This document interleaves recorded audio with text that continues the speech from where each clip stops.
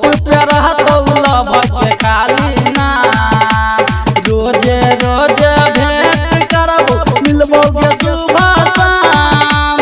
रोजे रोजे भेंट करबो मिलबोगे सुबह शाम तोरो पटे बतरा भौजी के पटे माई के करबो प्रणाम छौरी गोर की गे आ होठ पे रहतौ लभर के खाली ना छौरी गोर की गे presented by Sumit Solutions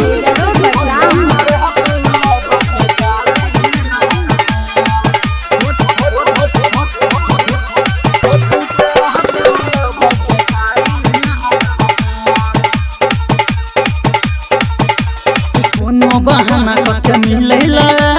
केकरो न पता चलतौ गे आ करे तोरे चक्कर चलब भैया न तोहर बोलतौ गे भैया न तोहर बोलतौ गे बहाना कके मिले केकरो न पता चलतौ गे आ करे तोरे चक्कर चलब भैया न तोहर बोलतौ गे आ मिलते मौका फायदा करबो काम तमाम मिलते मौका फायदा उठेबो करबो काम तमाम तोरो पटे बतरा भौजी के पटेबो तोरो पटे बतरा भौजी के पटेबो तोरा बाप के करबो प्रणाम छौरी गोर की गे आ होठ पे रहतौ लभर के खाली नाम छौरी गोर की गे आ होठ पे रहतौ लभर के खाली नाम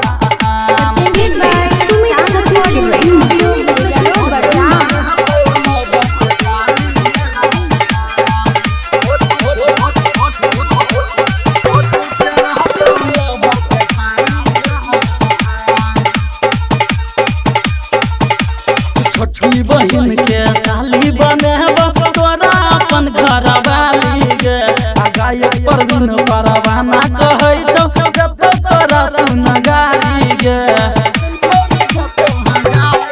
छोटकी बहिन के साली बनेबो तोरा अपन घर वाली गे आ छोरा सन जितवा तोरा कहै छौ जब छौरी सुन गाली गे डीजे सामी घुमैला छौरी गई तोरा गाम छौरा अनसवा घुमैला तो छौरी गई तोरा गाम आ तोरो पटे बतरा भौजी के पटेबो तोरो पटे बतरा भौजी के पटेबो तोरा माई के करबो प्रणाम छौरी गोर कही गे आ होठ पे रहतौ लभर के खाली नाम छौरी गोर कही गे आ होठ